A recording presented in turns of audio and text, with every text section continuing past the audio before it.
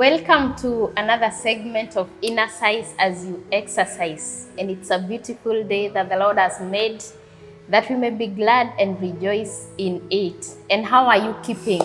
Really, how are you keeping? It's a beautiful day. It's a beautiful afternoon. Probably it's a beautiful evening from whatever time zone it is you're watching. And I'm glad to be here. I'm glad to be back here. I'm glad for the feedback that you keep giving us. And it's for that reason that we keep coming here every other day. We keep coming here every other afternoon. And we are so happy. So we are coming from the gym.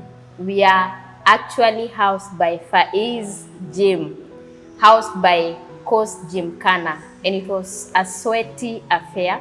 And as I always tell you, that doing the inside job, because this is Inner Size as You Exercise, doing the inside job, even as you do the outside job, will always be a costly and a sweaty affair. It's never sweet. Sometimes it's painful, sometimes it's sweaty, sometimes you feel as if you're at your rock bottom. But you know what? We said, hold on, do not give up even a bit. Now today I'm hosting a beautiful woman. She will tell us whether she's Kenyan, whether she's Rwandese, whether she's Somali. She'll tell us all that. But I have the privilege of hosting one beautiful Sally. She'll be getting to tell us who she is. Sally, good to have you here. And good to have you here on Inner Size as You Exercise. You're so beautiful. So I want you to tell us whether you are Rwandese, you're Kenyan, you're Ethiopian, all that. So introduce us to Sally. Yes, karibu sana. Thank you, Shiko. What a good opportunity to meet you and even be here. For sure, it has been exercise for me. It's been like 3 years. Wow. Since I did such a thing. And I could tell like I need this. It's just not for today. I will keep doing this. So thank you for opening that. The next chapter for me is to enroll in a gym probably. Wow. Or even do exercises at home. So I'm happy that I came to the gym today and I'm sweating. Yeah, so this is serious business. Yes. Yeah. Thank you. I'm so glad to have you here, Sally. And you know, here on Inner Size as You Exercise, we always say that as you do the inside job, it's also important to do the outside job. Many a times we concentrate on the outside job. We will hit the gym, we will do all we can, we will do the intermittent fasting, but then we are not working on our souls. But what about if we took an opportunity to work on our souls, even as we worked on our bodies? Yes, tutapewa miili mipya, but before we are given those new bodies, why not take care of these ones? So welcome on board. Thank you. So introduce us to Sally. Who is Sally? Is she Kenyan? I know so many people are wondering. So introduce us to Sally. Sally Sahou. I prefer to call myself that name, so no one will know where I'm coming from. Yes, I am half Kenyan, half Benin, West African, because I am married to a West African. Wow. Mr. Sahou. Yes, and it's a beautiful love story. And yeah. Wow. That's beautiful. You know, when you say that you're Sally Sahou, I'm like, the first time I encountered you, I was like, now does she understand Swahili? Now that we met in Mombasa, does she understand Swahili? Does she understand English? Ama itakuwa ni tutafute translator. And I'm glad that you brought it up that you're married to a Benin. And when you say Sally Sahou, I know now people connect who, I believe that Sahou is your husband. Yes. I want to believe so. Yes. So it's so beautiful to have you here. And the very reason you are here is so that you can give us this beautiful story of Mr. and Mrs. Sahou. So how did Mr. and Mrs. Sahou meet? And of course, we know that there is a little one in between them. Yes. I know you'll be telling us all that. So how did Mr. and Mrs. Sahou meet? Wow, thank you. Probably I should say that Sally is wife, a mother, a missioner, and I love the Lord so much. I am born again, and I serve in church in the marriage ministry. So my husband and I are really passionate about marriages and families, and it's so in our blood that we really love when marriages are working and thriving. We say our slogan is "Marriage is sweet." Wow. So even when we have some small differences, we just jokingly remind each other, marriage is sweet. And then it brightens the other person. Wow. So I'm here at that capacity of an advocate for marriages and family, and I love what you are doing with your platform, talking about marriages and women and empowering families to come through. Yeah. So how does did Mr. and Mrs. Sahou meet? Because it definitely must have been a sweet story, and how you started serving together in the marriage. You call it the marriage school, marriage ministry. Now it's a school. Yes. So how did you meet with Mr. Sahou? We met in 2015. You also mentioned Ugandan. Some people think I'm from Rwanda, others think I'm from Uganda, because I used to have an accent. I studied in Uganda and in Makerere. So when I came back in 2012, I asked myself, what is it that I can bring here back home? Because in those years of growing and those years of yourself being revealed to yourself, I would call it that way. Yes. I'm adulting. I realized that I'm coming back home. I have graduated, but the reality on ground is you may not actually get a job immediately. And with that in mind, I was so determined to go back to Uganda and bring what is not here in Kenya. And that was clothes, because of their probably taxes are very low. Ugandans are able to import clothes from China at a cheaper rate than Kenya. So then clothes become very cheap. That was 2012. So I started looking for a shop in town in 2012 again, to just put up a shop and go for clothes in Uganda and sell them as a new graduate. So I started actually a shop. Little did I know that the shop was to give me a husband. Hallelujah. Amen. So my brother makes fun of it and says that you closed the shop after 1 year. So the shop actually did its purpose. The purpose for the shop was to make you meet Sahou. Because amazingly, the shop I got in town was just direct opposite to the shop that Sahou, the family of the Sahous, have a shop of West Africa attires. So I met him there, and the story began. Now 6 years married with a 4-year-old baby boy. Is just a miracle. As they say, and the rest is history. And they lived happily ever after. Wow, that's so beautiful. And I love the way that God works. I love that He doesn't do things randomly. That when you were planning that I'm coming back to Kenya from Uganda, and because I can't just sit down with my degree, I can't just sit down and start thinking about a job. Let me create one. And in the course of creating a job, in the course of looking for a source of income, you meet Mr. Sahou. Yes. Wow. So how has it been now that you met a man from West Africa and you're a Kenyan lady? So how has it been? Because I know that marriages are in seasons. There are those seasons that we are up there. There are those seasons that we don't even want to see each other. But I know there is the beauty and also a challenge that comes in when you are in a cross-cultural marriage. Please share with us. Wow, it's been a journey marrying a non-Kenyan. Of course, one of the biggest challenges is language. And when we met, he was speaking French. Wow. But at that time, he was just finished English school. And we learned English when we were small. So he really did a lot of effort to learn English, because he was coming here to further his studies as well. And he realized that, Kenyans, you need English to communicate. It's a basic language. It's our basic language. So when we met, not only it was even a language, because now he knows a little English, or much of it. Now we communicate in English, but it's even just the culture that was quite off, to say. And I think when I'm talking about cross-cultural marriages and relationships, I know there are so many people, even internally here, that are married to people of the different ethnic group.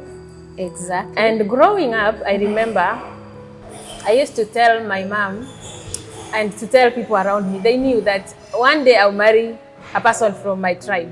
For the simple reason that when we meet at family gatherings, we are able to communicate, we are able to have conversations, and they are flowing. And then another thing I used to say, my mother-in-law and my mom, they'll be able to have an understanding. Conversation. Even in the dowry negotiation, it will be easier. So it is actually, I would say, is a risk to take a risk and marry somebody who is not of the same culture as you, who is from another different ethnic, group. And it's just a miracle that things actually work and happen. So for us, even meeting and I was just keeping a distance because again, there's a notion, especially of West Africans, that they are not good men. They are just coming after our money and all that and all that. And I faced that, and again, them coming, and especially people coming from outside and marrying Kenyans, they are told, do not touch these people from this tribe or this other tribe or this other tribe, because they will kill you. Others will take your money, others will take your businesses and all that. And a few examples have happened. But you know what? I believe that we are all created in God's image, according to Genesis 1:27, and we are all children of God. Our mother and father is Eve and Adam, and we are all children of God. So when you are getting persecuted for the choice of a love partner or a spouse, then it is not correct. It's not correct. I wouldn't say it's very smooth. It's some challenges. Of course, marriage has challenges because it's an institution that a single person would not understand. But then again, another degree of marrying from a cross-cultural is another challenge on its own. So I had even people, very close friends of mine, or even people I would call very, very close, coming and calling me. One person actually called me on the side and said, when they realized I was dating Mr. Sahou, he told me, do you know, and he's speaking to me in a parable. Actually, we were in a bus coming from church, so he's a brother in Christ. And he says, me, I've had so many stories, and it was a Sunday after I introduced my fiance then, because I used to go to a different church before we got married. And we are coming from a bus, and from church in a bus, and he says, I have heard that people from outside, they come here and they invest a lot of money in millions on people here. So what he's telling me that foreigners are sent by companies. There are companies outside there who send foreigners here for business to come and recruit a person, pretend they're in love with them, even marry, like here in Kenya, and they are financed, and even the money they use to lure the person in the relationship is financed, and then they can even stay here for 3 years. So you can imagine it's a big budget to arrange such a thing. Sure. So it's a cartel in other terms. I would see the big picture he's bringing out. And once they reach here, and I don't know where he's going with the story, once they get here, they find the person, if is a lady they want to marry, she has to be very healthy, she has to be beautiful and all that. Then once they establish a relationship, a fake relationship with that person, even if it can take 3, even 5 years, then they go back with the person because they will process, it will take some time to process the troubles. Then I say, oh, but that happens, but why would it be a cartel? Because if they have fallen in love, it's not falling in love. It's an arranged marriage kind of. And the reason they take you back is when you land there, the financier of this cartel is waiting for you to take out your heart, So in short, it was sort of, he was bringing it in a way that they do it, they invest in you so that they can go and sacrifice you. Yes, you take the heart for selling. And at the end of the story, I laughed and I laughed and I laughed and I laughed.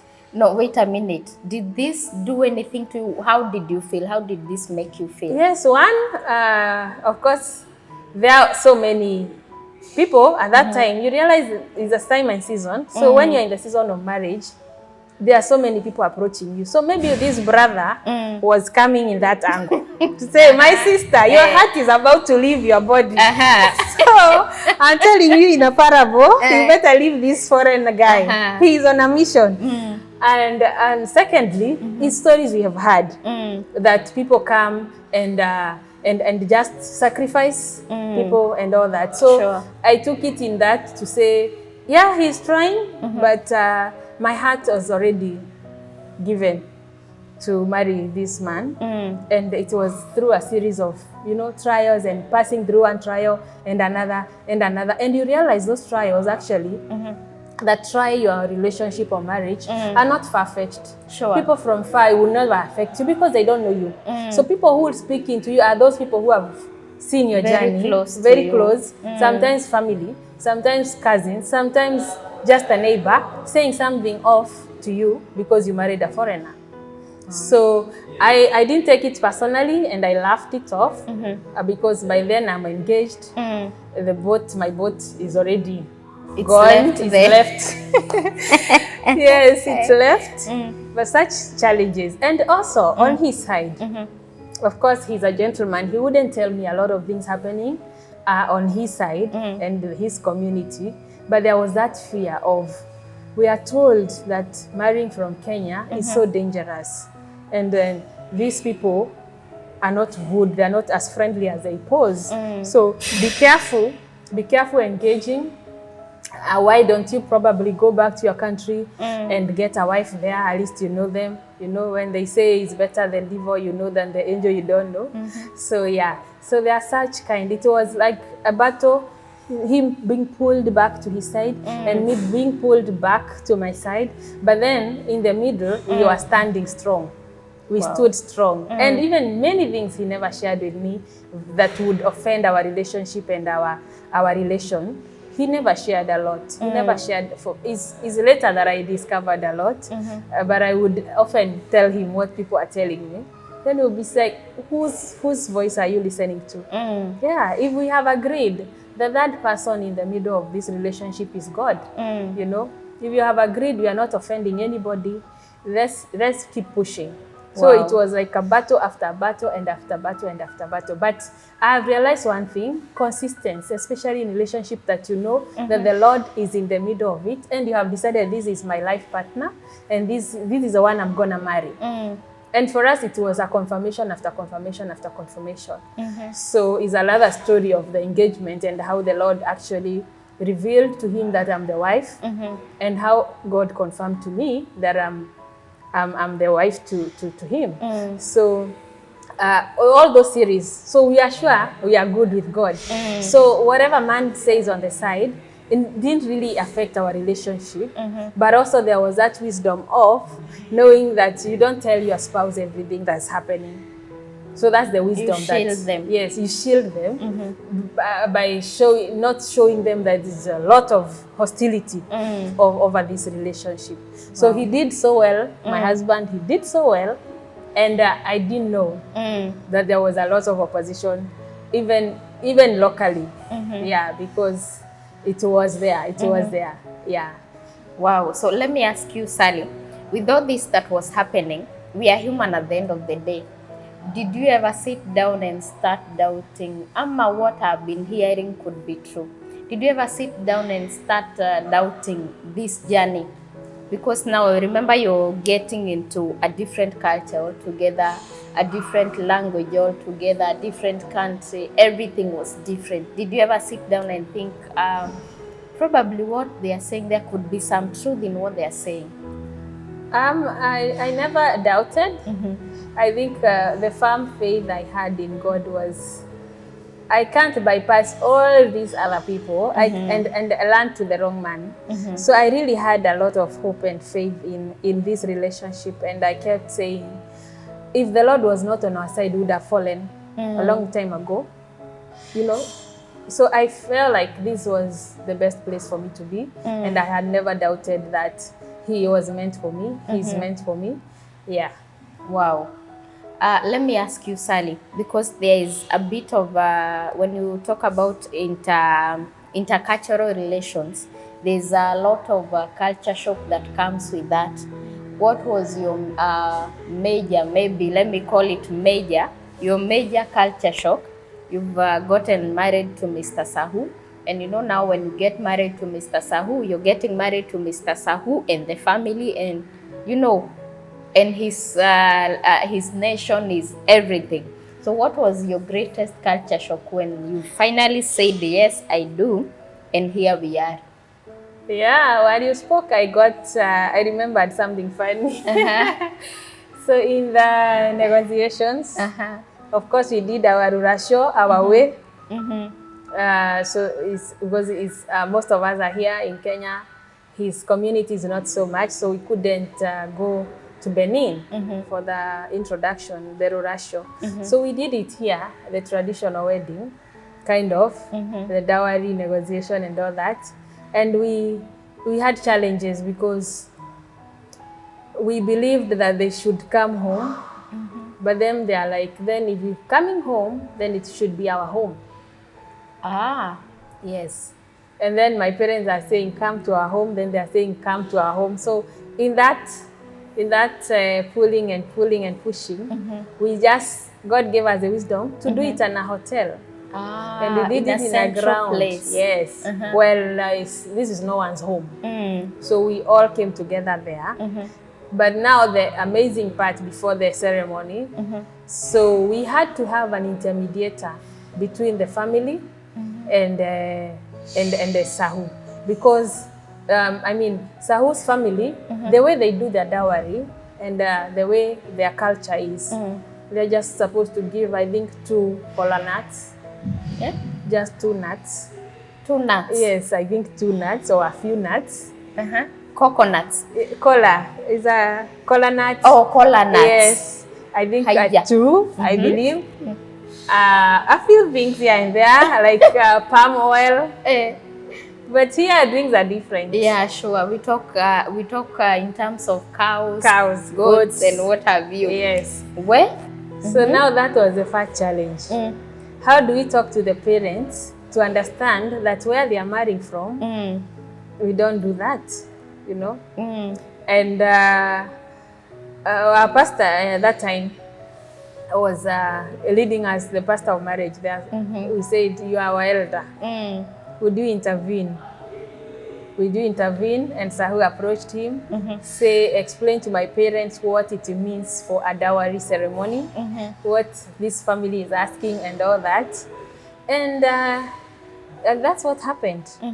So we got the pastor. He was the one now, the intermediary between Sahou and the parents and our parents. So he's there saying, what this family is saying is this. And they are talking now through Sahou. What our family is saying is this. So there was a lot of time there trying to understand each other. But at the end of it, I also played a role in it because all this, I believe the dowry, the negotiations is just a ceremony. Sure. We don't want to go so deep in the culture and lose the atmosphere, or families end up tearing each other because of probably the property for the dowry and dowry payment. So I said, whatever they want to give, and that's also my parents' side. They were like, whatever they want to give, let them give. But we can't sell. We're not selling our daughter. Yes. And this one said, okay, so if you're expecting probably 100 or 99 goats, it would be unfair not to give some goats. So there was, from a place of an understanding, we were able to reach a safe place and say, we can do this. And my family said, we can accept this. But we were not out of the picture. We were really, I was just telling my people, these people, they do it this way. And they were okay. So I know there are people who are going through challenges, especially because of parents who have refused them to marry from other cultures and other groups of people. And it has caused a lot of, frustrations. Yeah, right. Because this is your soulmate. When you are told you can't marry them, or you have been given a list of, qualifications or expectations, and the other family are not understanding because that's not the way they do it in their culture, then we are not supposed to come in between the two. And no culture is superior than another. Yeah, actually, Wow. yeah. I'm loving this. I'm listening, and I know my viewers and are listening and they are learning. Now let me ask you, Sally, just as a by the way, how do you argue in English? Because I believe there is a way in marriage for you to be heard. There is a way, you know, even prayers, when you're praying and you want to go deep, there's a way you go to your language. Even in argument, when you're conflicting, how do you just settle an argument in English? Someone asked me when I told them I'm married to a Benin person, and they say, how do you argue? Because us, you know our Swahili so well, and we throw a word here and there. But I made it intentionally. When we got our baby, my husband was away for an assignment, and we had to bring in a house help for me to help me with the baby. And the first question I would ask them on phone if I'm interviewing, do you speak English? So then I change the conversation to English so that I can pick the English even before the baby was even a week. Actually, the house help came 3 days before I delivered. Wow. And they would speak English. And the first one spoke English. Of course, I have had other several. That's story for another day. But anyone attending to us must speak English in the house. Wow. Me included. The baby now speaks English. And that's the beauty of cross-cultural marriages, because the next language we are going to acquire is French. That is their national language, is French. And we were enrolling our baby to French school. I also did some French. I did French classes, and I hope to perfect that, so that we at least have 2 languages. Yeah, by him, it was also a step of, you know, faith for him to just come to Kenya. He didn't speak English. Wow. He didn't speak English. Totally. And he was an adult. Yeah, he had to go to school here, and got out of the school with English. So yeah, we so speak how do English. you settle a matter? Hey, how do you settle a matter without going to the roots? You can't speak Swahili, he will not get you. Yes. You know, you have to really restrict yourself to English. Yes. And it is an argument, your heart, you know, how do you express it? Yes. Let me just simplify it this way. And I think talking about marriage, you realize that communication and effective communication in marriage is not about the language you're using. It's the tone, it's the attitude in that conversation, it's a how.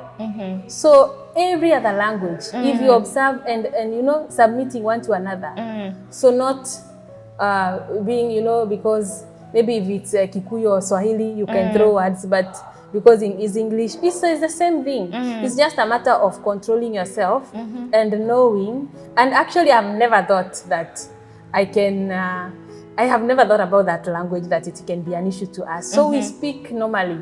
We speak normally, and the same principle you apply in your marriage, even if you are using your vernacular, is just this principle of communication, effective communication, listening to the other person as they speak before you speak, addressing the issue from your point of view. If there is an argument, how did that issue make me feel? Like addressing your, you know, even here we are speaking English. Yes. If the same topic is cross-cultural marriages, even if we are speaking now in a different language. So the language is a small bit, but it is the communication skills. It is the and how. it cuts across all marriages. So it has never been a barrier. And I have never gotten out of my language to say, because he doesn't hear, I will throw a word in my local language. No, it has never happened. But sometimes when I am in the family function, I can speak something to my mother or my brothers that he can't hear, and we are talking something not to go or you can go to your language and report him to God. So you see, that's the thing that you are lacking if you don't, you know. So that actually is amazing, that whenever I'm praying for my husband, I pray in my your local language. Yes. Wow. He doesn't hear. So only God hears and understands. And interprets Yes, and does. Yes. So he would think I'm speaking in tongues. Yes. Hey, that's so beautiful. Now, Sally, as we're almost coming to the very end, I want you to speak to a potential couple out there, a lady or a man that is currently seeing someone from a different culture altogether. Probably they are already engaged. Probably they're in the process of falling in love, but they have all this, they're not even sure. They do not even know whether to even proceed with the whole thing. Some, as little as inter-tribe, is it called inter-tribe? Yes. Yes, as little as inter-tribe between this community and this. another. What would be your advice? Yeah. I think I experienced this firsthand. Intertribal marriages here in Kenya. It has already been really an issue for so many years and is now becoming acceptable. It's amazing that in America also it was not the case because until I think 1967, that's when they allowed interracial and these marriages between Africans and whites and Asians marrying the white and the black Americans. But you see, it's been a journey. And I believe also in Kenya is the same. When we were growing up, we were told there is a certain tribe you should not marry into. Exactly. And it is told that your grandfather said so. Yes. And I have seen relatives breaking off from such a relationship because of that word. Because it created a way, and then, you know, the bad thing they didn't say, why you shouldn't marry them. You know, those cultures that we carried, you know, you don't marry this tribe, we didn't get. And then that aspect of this tribe behaves this way. These ones, they can kill you. These ones are stealers. These are, you know, you can't say that everybody, you can't put everybody in one basket because people are created uniquely designed. And once you find yourself in such a situation or relationship, just know that as long as you have had God, that this relationship is the place for me, your heart's desires and intentions are to make this marriage work. You are not there for personal gains, you know, because marriage is not about the money. Because I think that's the caveat that people use, you know, especially when you're marrying from another tribe, they think, oh, you're there for the money and all that. But if you have the best intentions and you are getting into the marriage because your heart is really sold out to this person and marriage is coming, just pray. I think prayer will break any other yoke that is working against your relationship. Wow. And find people to work with you. Find people in the church, and I believe I'm talking to people who go to church, others don't go. Find a counselor, or find a person who is in the same situation like you, who has walked through that shoe before you and has gone ahead, and they'll tell you practically this and this, this and this, and that is somebody you think that you can look up to them. It's amazing that many couples that we are working with in our marriage, because we have been in best couple to many, and they are all not married from the same tribe. Wow. Yes. Meaning you've set the pace. Yes, and then we are able to say this is what we did. Even as simple as immigration issues, you never realize how difficult it is in Kenya to settle if you are a foreigner, unless you have someone who is a foreigner close to you, you know their story, or someone married to a foreigner. Then you realize that when you're walking in the streets feeling like free, no one is asking your ID. When you're walking with a foreigner, many times I'm walking with my husband in the street and someone will touch me like this, touch him like this, and say, where is your passport? Where is your visa? Wow. And he's a police officer in plain clothes. But when was the last time you were stopped by a police officer? I've never. Never. So we take it for granted. We have a lot of freedom. Those are some of the challenges that only people married to people who are not from their same culture are experiencing, internationally and even locally. There are those, I would call them persecutions, but since you have decided and the two of you have agreed, You go all the way. you go all the way. God is in the middle of it. And seek help from people that you know have walked the similar journey. Yeah, seek help, seek advice here, let them hear you. And God, there's nothing that can defeat God. Yes. Wow. Yeah. I so love that you have brought it out from a first-hand experience. If I was to say about it, I would be reporting what I have learned. But I'm so glad that you have brought it out from a personal point of view. And thank you so much for even bringing it out, that if you're out there and probably you're seeing someone and you think it's headed for marriage, and someone is not from your tribe, they're not from your culture, they're not even from your nation, please go ahead. If you think that God is in the midst of it, please go ahead. Do not stereotype. Let's do away with this stereotype. Stereotypes are so discriminating. If there's anything you can do yourself, pray to God, ask Him, because He gives an answer. He hears our prayers and He gives an answer. Then do your assignment. You know, there are basic things that we do. Do your assignment, find out a bit of their culture. What do they do? What do they believe? What do they eat? Yes, what do they eat? As basic as that, by the way. Yes. It may seem basic, but you would be surprised whatever they eat. Right. How do they dress? How do they love it? So it's very, very important. Sally, we cannot have enough of you. We are so grateful. What would be your parting shots as we are coming to the very end?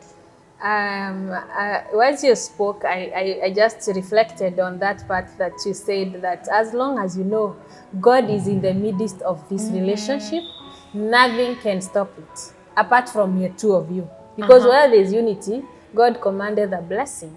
You're so, and the heart desires. There are people who actually say, me, I desire to get married to a person from this race, or from, and there's nothing wrong with that, because that's you and that's what you're asking God for. And it has reminded me, while I was back in the mind saying, I desire to get married to a person that you can speak the same language, for reasons because marriage is not just for you, it's not just to make you happy. Marriage is a car for your ministry. Probably God knew that I wouldn't serve well in the marriage.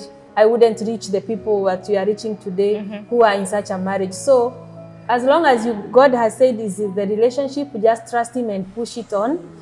Because along the way, my mind shifted from this, like from south to north. I did like a 180-degree turn. From what I was desiring, then I think the Lord started preparing me to what He wanted for me to achieve in my marriage. So, and it was eye-opening, because I started just desiring to get married to a person from not my tribe. And it was a desire, and I started praying about it. Wow. And the foolish thing I thought I would do, I would even go to a church where there are foreigners, because I knew my season actually was ready for marriage. And you can tell when your season comes for marriage. Exactly. You can tell. And if you're not careful, you'll miss out, and you'll never catch up with it, or you catch up again when it's too late. Too late. So that season didn't pass me, but actually where I was looking is not where I got him. He was actually the one who got me. So I started going to this church with West Africans, and I'm looking, and I'm no one here. And I'm like, the one I thought, I'm seeing on Sunday, he has a baby. So he has a wife. So what is it? And that is looking with your eyes. But the desire was in there for me, but the how, I wasn't doing it well. And one day I just told the Lord, I cried to the Lord, and I said, I think I am done searching for a husband. And I stopped that chapter, but I desire this and this and this. And everything I prayed for in a husband, I got it exactly that. Wow. So when I'm running my business, and that's another thing I would have talked about, is when he came along. So parting shot is, do not go out of your way to look for a husband, or especially for ladies, even for men. I have a brother who keeps asking me that question. How do I get, because he keeps getting disappointed in relationship, and how do I get a wife, a good wife? And I say, continue running your business. In the way, along the way, God will scatter them somewhere. In the process. Yeah, in the process as you do your thing. So don't put everything on stand and say, now I'm ready for marriage. And you knock doors, you knock, some even knock in clubs, you knock, you go to church, from church to church, looking for that white husband. You might get him, but he is an Ishmael. You might get one, but he is not meant for you. So focus, pray, and within the course of your business and your ministry as you serve God in whatever you are doing, you will cross paths with that one. But the Lord is faithful. He will always give our heart's desires if it is in accordance to His will. So God bless you all. Thank you so much. I really had you, I was absorbing, I was learning. Thank you so much, Sally, for being here.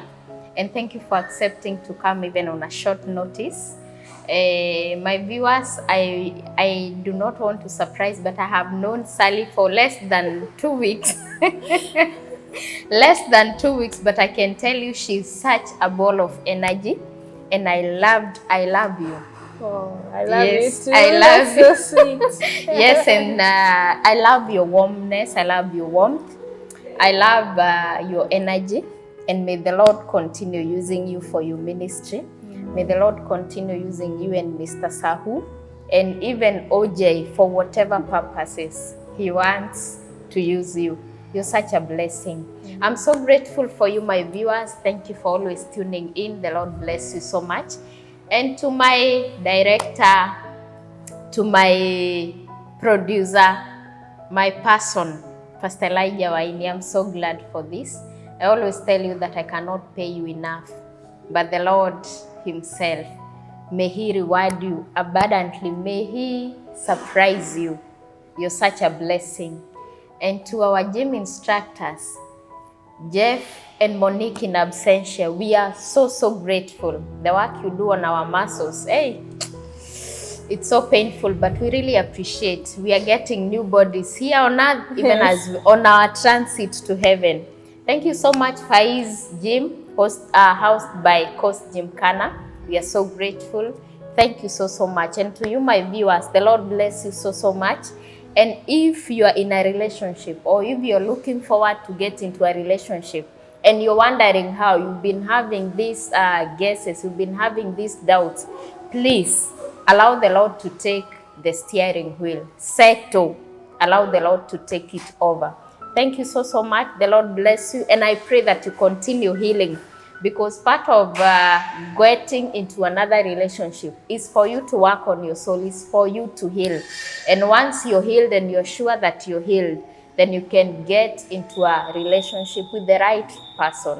May the Lord bless you so much. May the Lord heal that soul. You're such a blessing. Shalom.